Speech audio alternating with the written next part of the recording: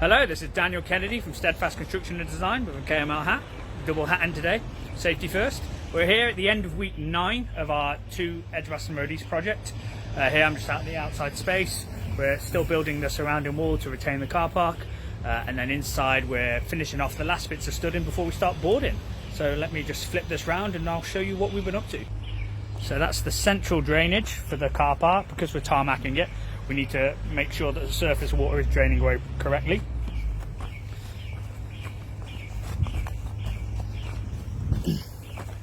Again, we're building the retaining wall because it's going to hold back a lot of weight of the cars. Previously the wall wasn't built in any way that could sustain any weight, so we're using block and brick, engineered wall, DPC, and then I'll show you that we're filling it in with concrete, and this will be able to retain the many cars that will be on this. There you can see. Great work. Now I'm going to show you a bit of brickwork that I quite like. Look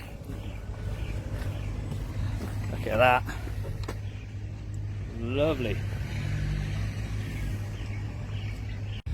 Now I've got the scaffolding up because we're going to be redoing the roof because there's plenty of leaks. Here we're going into one of the self-contained units. We've got the stud work up for the ensuite. And then this is going to be the wall into the communal kitchen. So we actually had a massive overhaul of where we get our materials from, because we've been in the trade and we're experienced now. We get good deals because we do deals here. Yeah, we've got a really great price on the dab and the plasterboard. Less than half price of what we would normally pay. Here we're going to have the communal kitchen for everyone, because we've got 9 rooms that have got kitchens, 2 that are not going to have a kitchen. That's going to be an office that has a tea station, so there's going to be 3 rooms that share a kitchen, and everyone is going to share this kitchen where they can entertain their guests. Here we enter the self-contained unit, so full of materials at the moment, and then you have a space there that's going to be the kitchen, and then the ensuite, and then this will be the living space.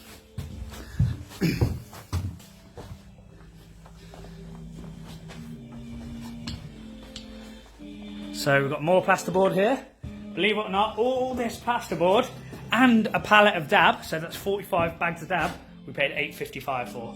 Absolute steal. Where it should have been about 1,700 quid. So there we've got the ensuite for this big unit. We've also managed to do the first fixed electrics, so that's been nipped. We placed all the kitchens. Again, lovely unit, really bright, loving these windows. So happy with how it's turning out. So first fix plumbing and first fix electrics is finished. This is week 9, so we're absolutely motoring ahead. The actual goal of giving the guys is to beat Stephen Blunston on his big one.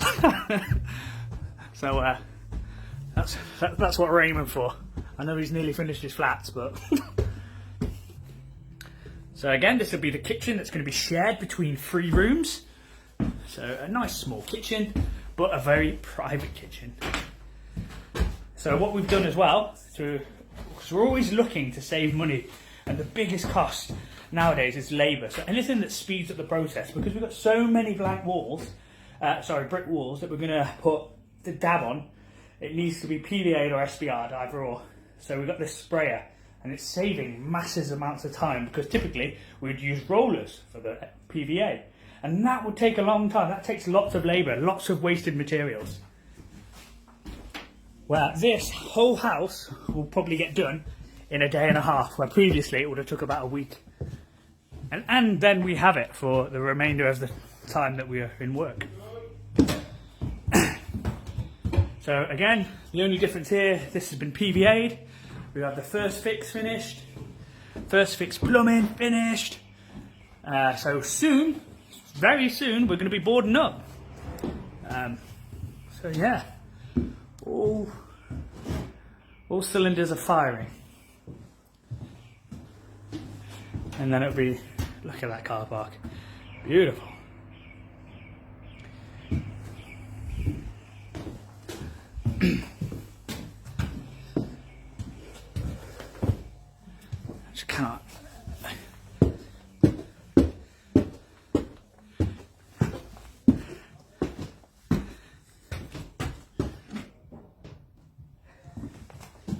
So again, this will be one of the rooms that shares the kitchen.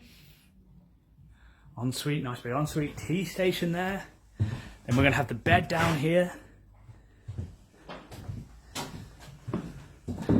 And then we've got the lovely little cupboard space there. So now we're going up to the free self-contained. And again, look, you can see the first fix has been done for the kitchen. First fix has been done for the kitchen.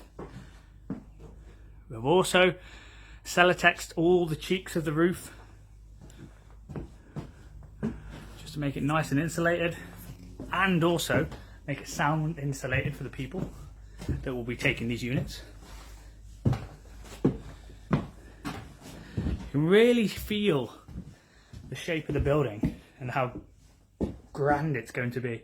Lots of parking, lots of communal space, lots of space for them to use as their own units as well. Every room bar one is above 11 square meters. So we've got a light switch, and the USB socket is going to be up here for the tenant. Already it's very, very warm up here, which is good. Might get a bit hot and stuffy in the summer months, so I'll make sure that they have a fan here, but and then you can sort of see there, it's like a room.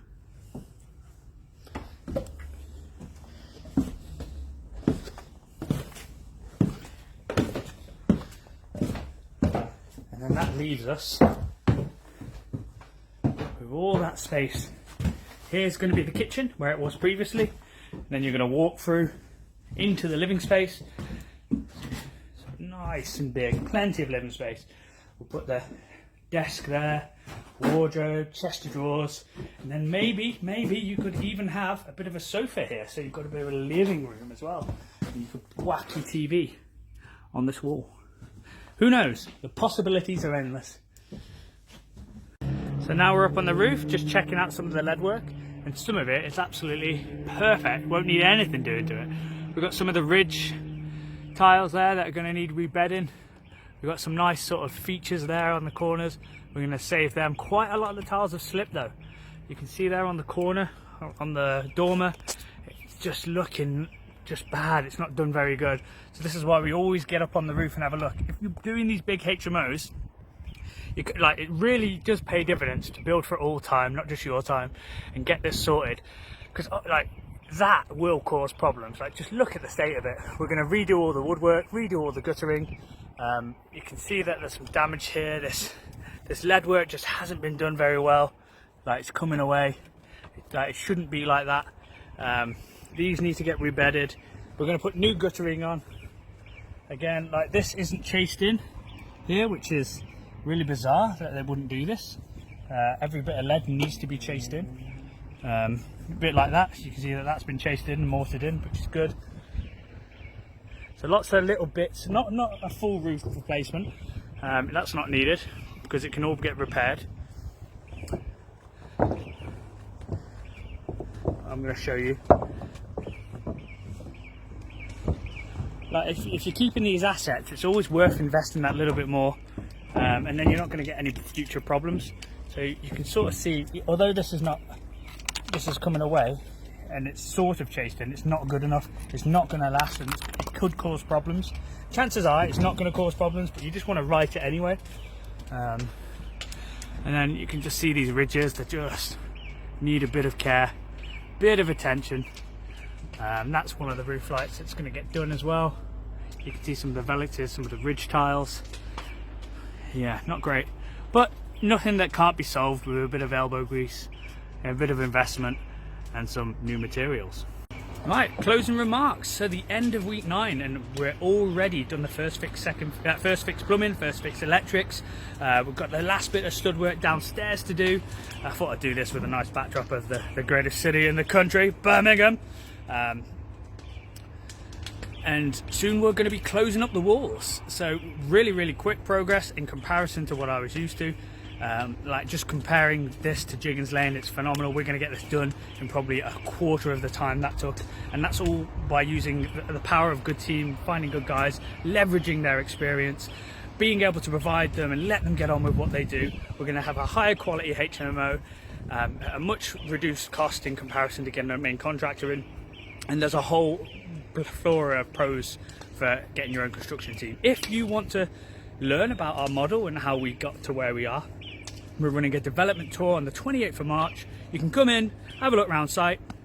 We'll have a bit of a presentation, well, I say bit, most of the day is a presentation where I will talk about how we cost a job, why we say yes to a deal, how we source our deals, raise finance, how we manage the materials, where we get our materials from, and how we're always looking for ways to improve efficiency. And there are dozens and dozens of ways that we've learned over the course of these projects. We haven't even been in business for a year yet, and already we're saving time and labor. We're churning out these HMOs at an exponential rate, and it's only going to get faster as we learn more and more and more, because we're constantly reviewing our jobs, constantly looking at ways that we can improve speed, not compromising quality, making sure that we are spending the money where we need to spend it, and investing, reinvesting, and not just demanding too much when we're not providing the resources. And there are every job we get that little bit quicker, we get that little bit more high end, and this job especially with the doors and the PVA, we're going to save buckets of time, maybe even a week's worth of labour on the PVA, and possibly about 2-3 weeks of labour for the chippy with the doors. And we're gonna that can all be yours. I'll tell you where I get the materials from, why I decided them, which are the pros and cons versus doing it the traditional method or having the pre-hung. It's going to be a great day. So if you come on the 28th of March, I can guarantee, I promise you, that you are going to save more than you spend if you come. I'm going to talk about the mistakes, talk about the successes and the triumphs, because this hasn't been easy. It's only really now we're understanding each other, everyone's understood their roles. It's been very, very difficult to get where we are, but it's working, and it can work for you as well. You don't need to be scared of building, and the more you know, the less you're going to get ripped off, because you need to accept that you're going to make mistakes and you're going to get ripped off. Everyone does. Everyone in this industry gets their pants taken down at some point, and then they test, adjust, reassess, and they come back stronger. But you can minimize those mistakes and those people taking advantage of you if you come to this development tour and have this experience. Everyone who has come has said that they've found it really great value for money. I would agree, it's not too expensive, but it is absolutely value packed. So I'll see you there on the 28th of March. This is the end of week 9. First fix, second fix, electric's done. 9 studios, 11 rooms in total. 2 of those will be ensuite, and we got an office going in there as well, that we're going to be working out of. So I'll see you on the 28th, and this is Daniel from Steadfast Construction and Design. Boom.